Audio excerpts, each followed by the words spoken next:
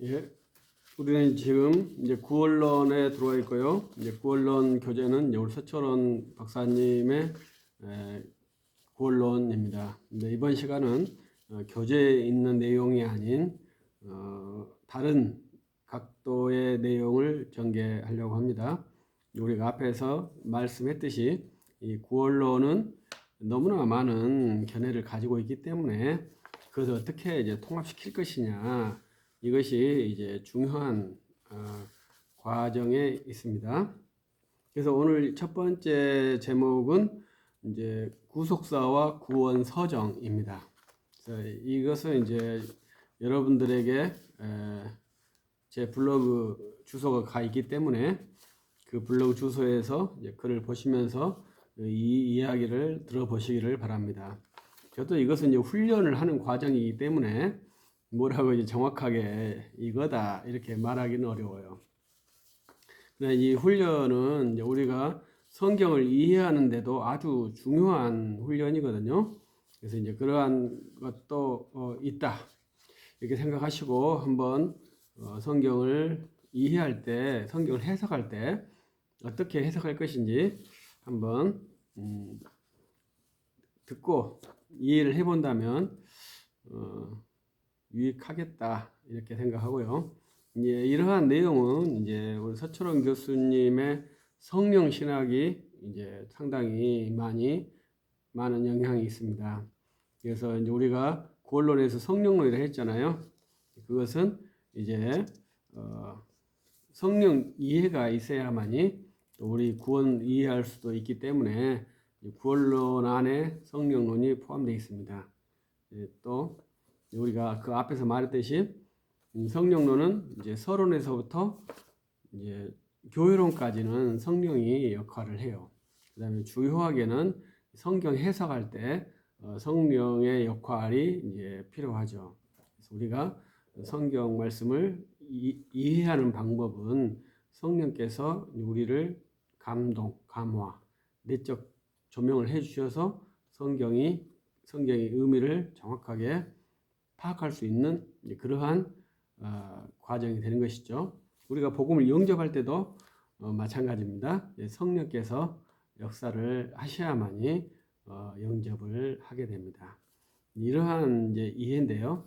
하나 이제 중요한 것은 이제 우리의 구원자가 예수 그리스도시지 않습니까?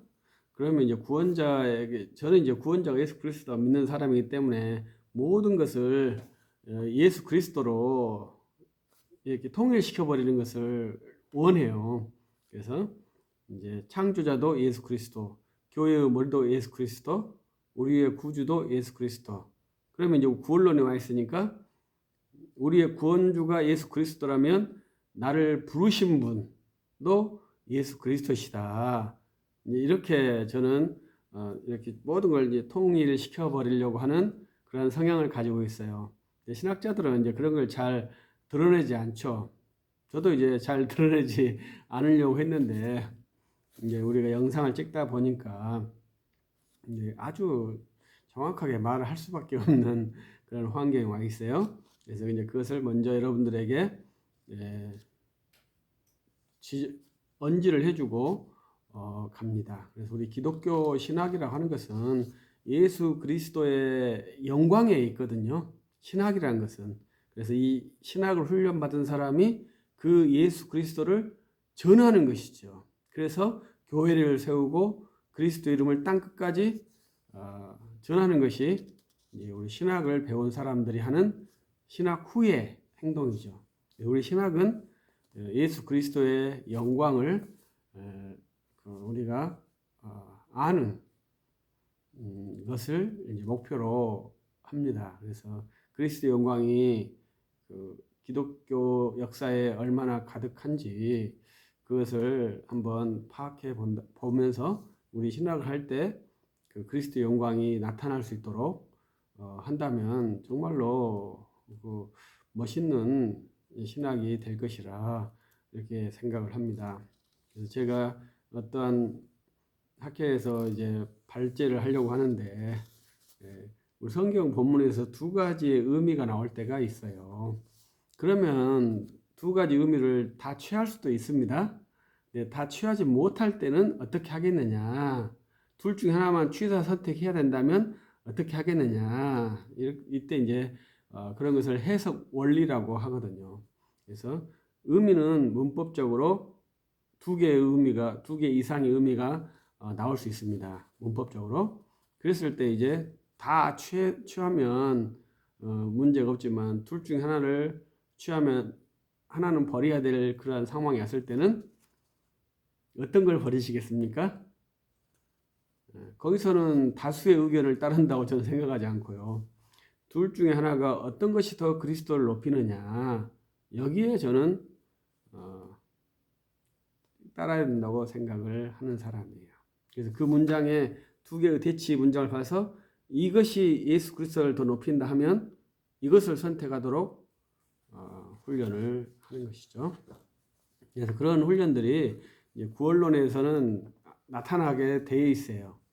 이제 우리가 기독론에서는 예수 그리스도만 배웠으니까 그렇습니다만은 이 구원론은 구주께서 우리에게 은혜를 시여하시면서 내가 구원을 받은 그러한 어떻게 보면 또 주체거든요. 그런 것을 시연하는 거니까 그때 저는 어떻게 하면 예수 그리스도를 높일 것인가 이거에 이제 우리 구원론에 있고 우리 교회론은 어떻게 하면 이 예수 그리스도를 전할 것인가 여기에 있고 우리 종말론에서는 예수 그리스도가 모두 전파돼야만이 종말이 온다 이렇게 이해를 하고 신학을 훈련하고 있습니다. 그래서 이러한 훈련들이 이러한 이제 신학 사고 체계로 다 엮어져요. 이러한 것들을 이제 우리가 함께 해낼 수 있다면 저는 이제 그리스도인으로서 부족함이 없을 것이다 이렇게 생각을 합니다. 그래서 오늘 제목은 이제 구속사와 구원서정인데 이제 구속사라는 말은 우리가 상당히 긍정적으로 사용되는 말 중에 하나입니다. 그런데 이제 정확한 의미를 알아야 되거든요. 우리가 신학을 학문이라고 했을 때 학문의 가장 큰 기본적인 것은 단어의 뜻을 아는 것입니다. 그래서 우리가 신학을 했다 하면 그 단어의 뜻을 아는 것이죠. 그래서 우리가 교회 이렇게 했을 때 신학하는 사람들은 교회는 건물이 아니야 이렇게 말하죠. 왜?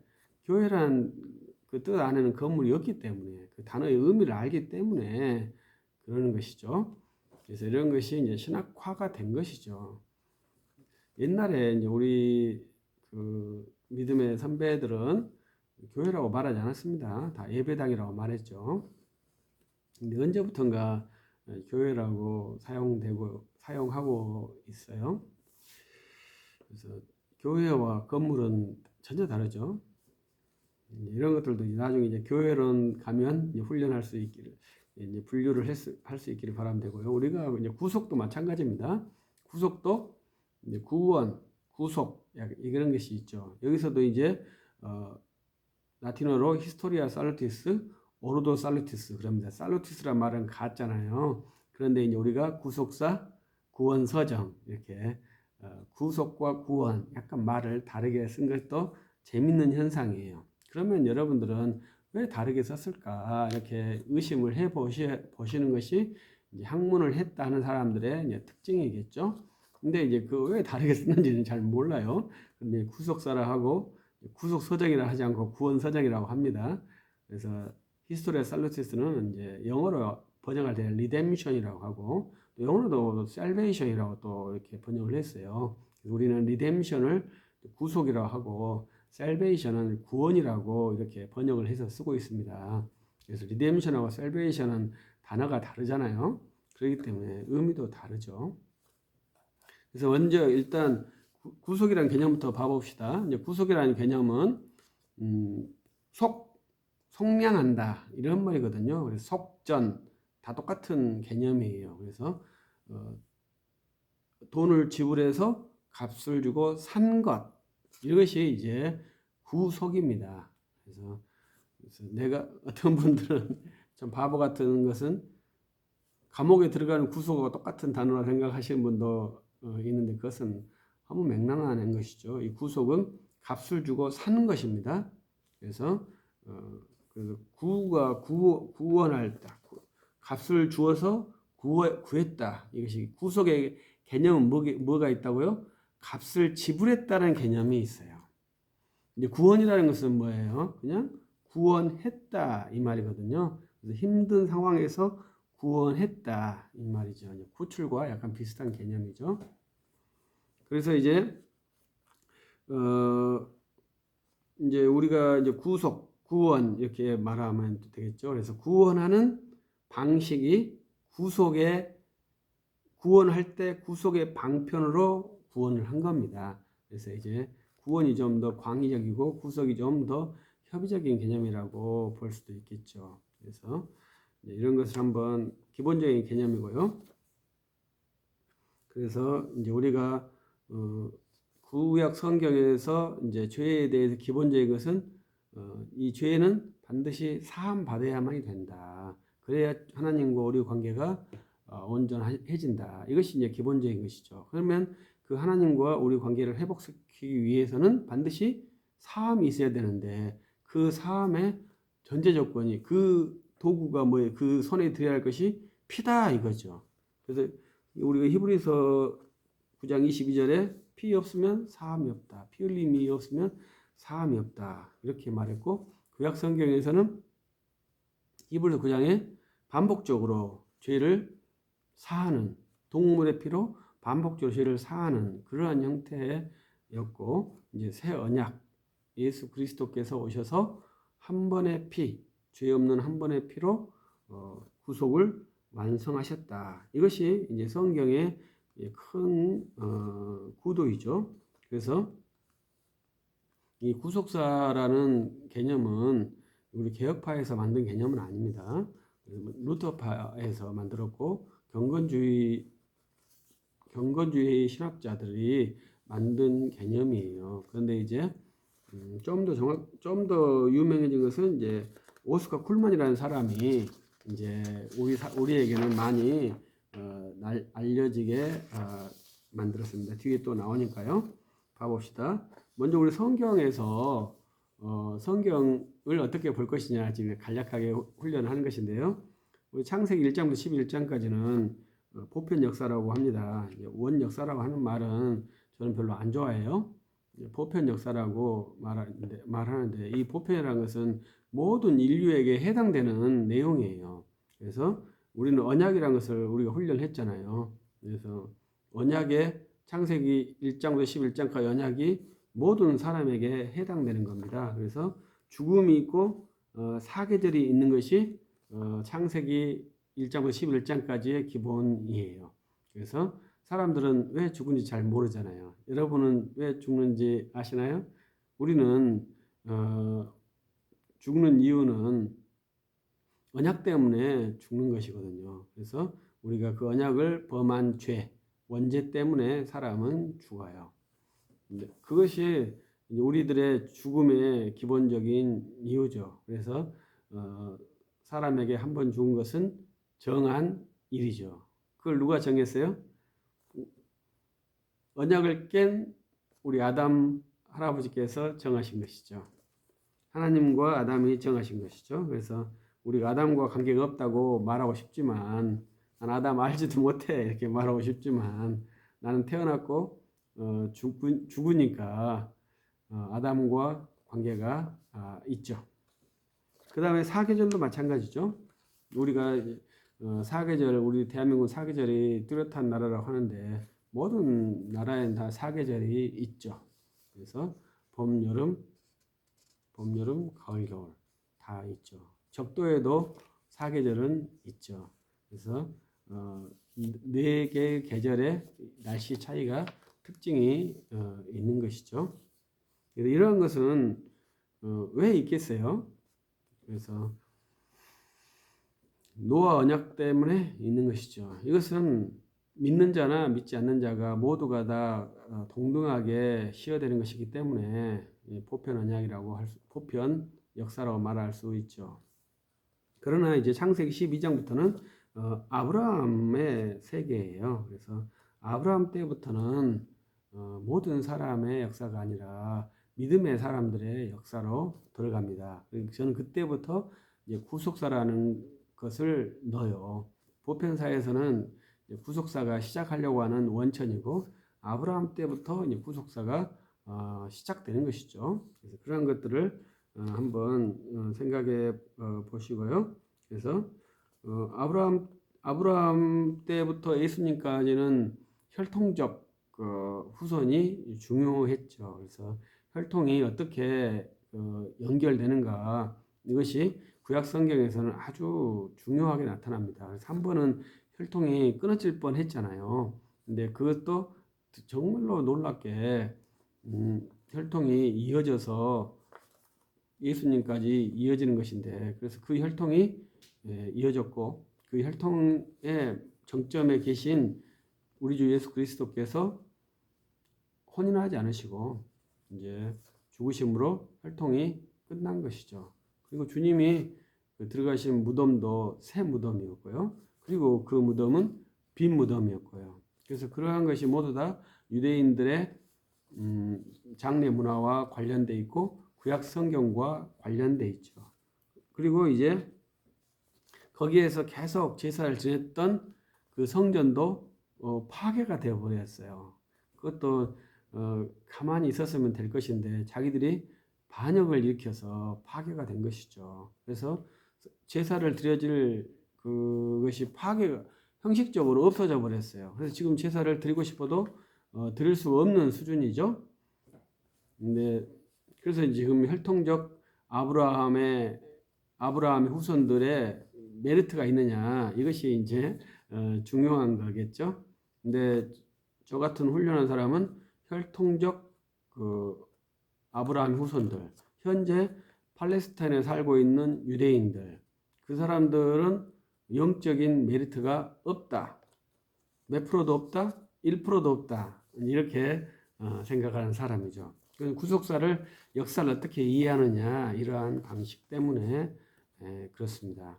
거기에 어떤 메리트가 있다고 생각하는 것은 그리스도의 십자가에 대한 부족한 이해, 잘못된 이해라고 생각을 합니다. 그래서 지금 현재 이스라엘에 있는 그런 혈통적 아브라함 후손들에게 주어진 특혜는 지금은 없어요. 그래서 그것이 사도 바울 때까지는 있었죠. 그래서 사도 바울이 유대인의 나음은 무엇이냐? 먼저 그들이 언약을 담당한 것이다. 이렇게 로마서에 말씀을 하지 않습니까? 그럼 나중에는 이제 그런 특권이 사라졌습니다. 그래서 먼저 유대인에게 복음을 전해야 된다. 이 원리는 저는 끝났다고 생각을 합니다. 그러면 저는 먼저 유대인에게 한 번도 복음을 전해본 적이 없는데 저는 복음 사역에 빵점이 되지 않습니까? 그러니까 그것은 맞지 않아요. 그래서 사도들은 먼저 자기 백성에게 하나님께서 마지막으로 기회를 주시는 것으로서 먼저 유대인에게 복음을 전할 책임이 그들에게는 있었어요. 그래서 그들은 먼저 항상 유대인에게 복음을 전했는데 사도 바울께서 에베소에서는 회당에서 복음을 전도하지 않잖아요. 결국은 두란노 서원에서 복음을 전도하죠. 그래서 먼저 전하는 복음을 완전히 해소시켜 버렸어요. 그래서 이제 구속사가 그렇게 진행되었다. 그리고 성경이 충족되었다. 계시가 종료되었다. 그러므로 이제 더 이상 계시가 종료된 뒤로는 유대인이나 이방인의 차이가 완전히 없어져 버렸어요. 모두가 다 그리스도의 복음을 받아야 될 사람이지 그리스도의 복음 없이 그리스도께 갈 수 있는 효과적인 방편은 없어요. 모두가 다 똑같아요. 이것이 계시가 완료된 후에 복음의 통일성, 복음의 강력한 것이라고 저는 생각을 합니다. 그래서 예수 그리스도께서 죽으시고 또 사도들로 말미암아 마지막 사도 요한이 죽으신 후에는 이제 계시가 종결되어서 이방인이나 유대인이 모두 하나 된 것이죠. 유대인의 특권이 완전히 종결됐다 이거죠. 사도 바울이 종결했지만 그때까지도 계시가 계속되기 때문에 약간 차이가 있었다고 봐야죠. 그때 구원의 서정이 있어요. 구원의 서정은 복음을 전도하는 방법이 달라요. 그래서 유대인들에게 복음을 전도하는 방법과 이방인에게 복음을 전도하는 방법이 달라도 돼요. 왜? 구원의 서정이 다르니까요. 그래서 이방인들에게는 유대인들이 그때 사도행전에는 어떻게 복음을 전합니까? 예수가 바로 그 메시아다 이렇게 복음을 전하잖아요. 왜? 그 유대인들은 메시아를 알고 있는 사람들이니까요. 구약 성경을 알고 있었던 사람들이니까. 이방인들은 구약 성경을 모르잖아요. 그러면 예수가 바로 그 메시아다 그렇게 말하면 메시아가 뭔데 이렇게 이렇게 말하지 않겠습니까? 그러니까 구원의 서정이 다른 거죠. 그것이 구원의 서정이 다른 겁니다. 나중에 이제 우리 구원의 서정이 또 나오니까요. 그래서 이제 구속사라는 개념은 이제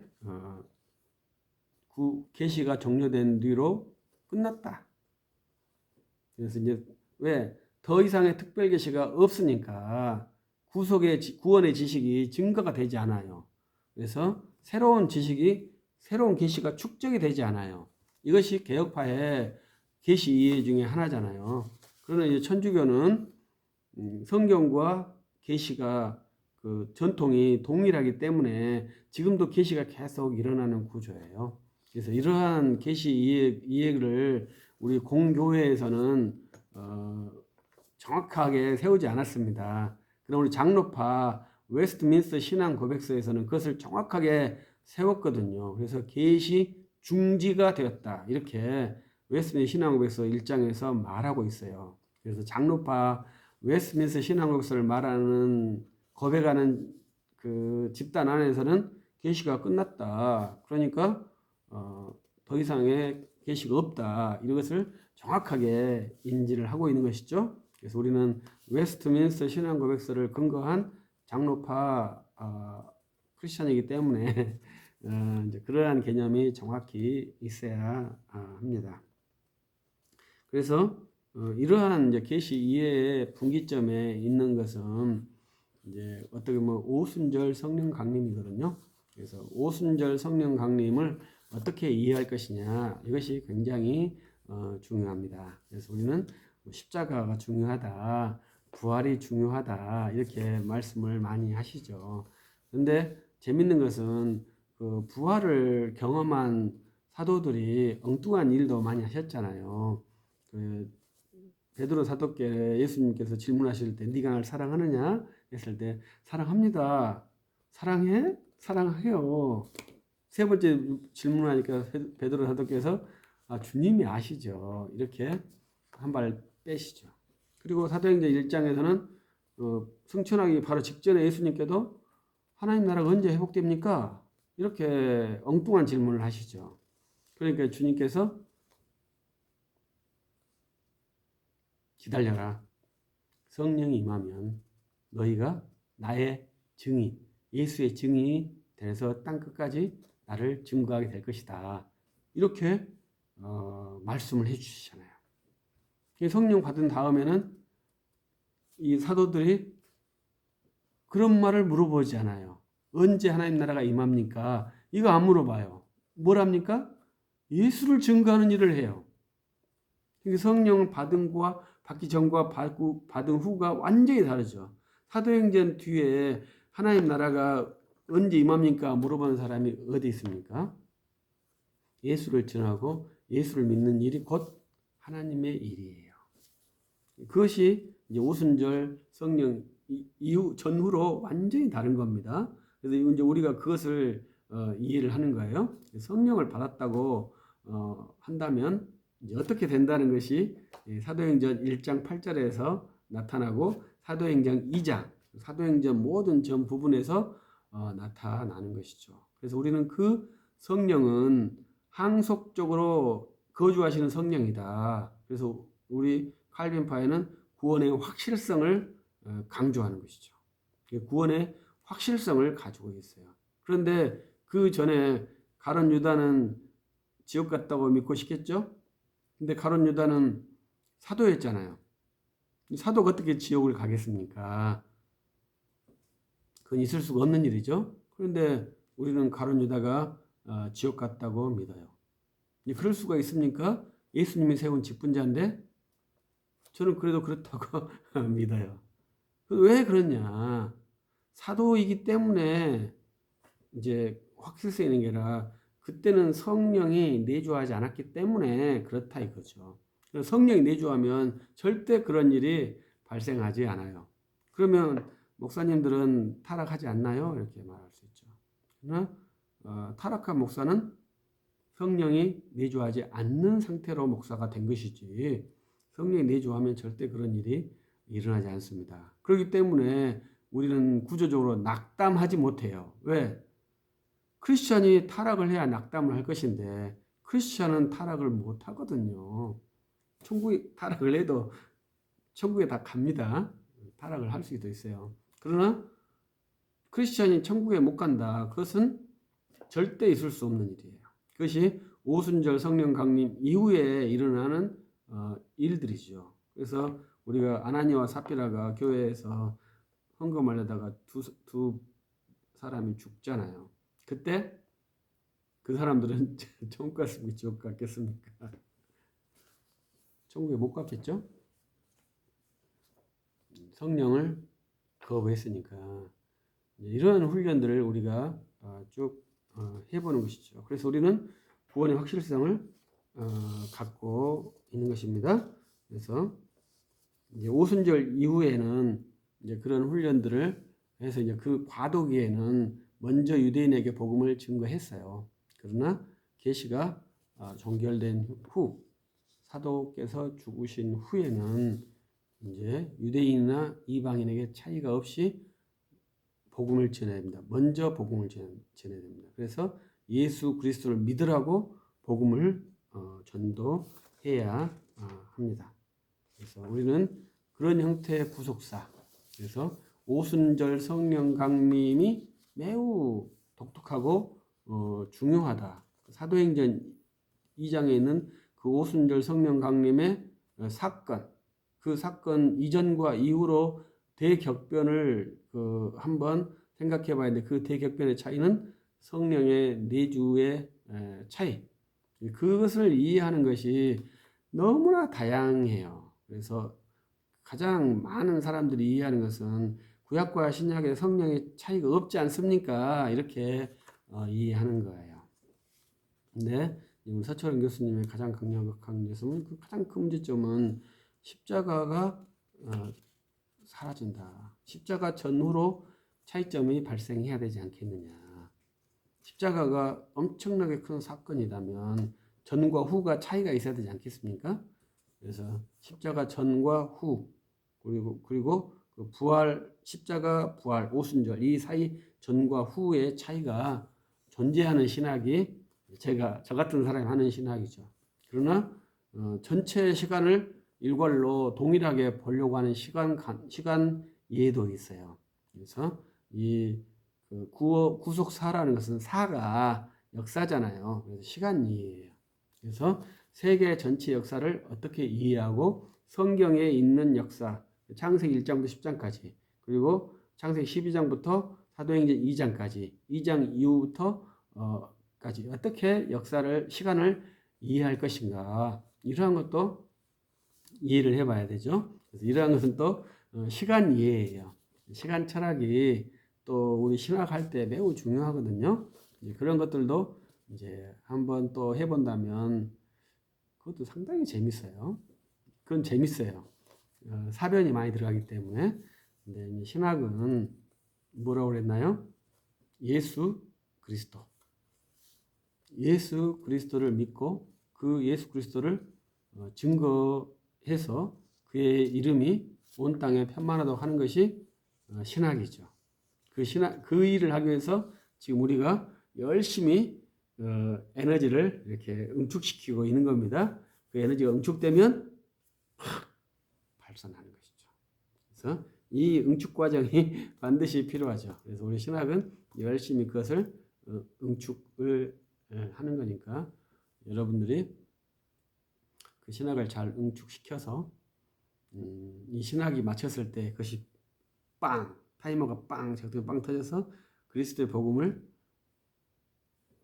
그 추진력으로 땅 끝까지 가서 전할 수 있다면 정말로 좋겠습니다. 그래서 여러분들이 구속사를 이해하는 하나의 방편에 대해서 아주 짧아요. 이것은 평생 연구해야 될 내용입니다. 저도 연구하고 있고요. 여러분들이 좋은 생각들을 주시면서 함께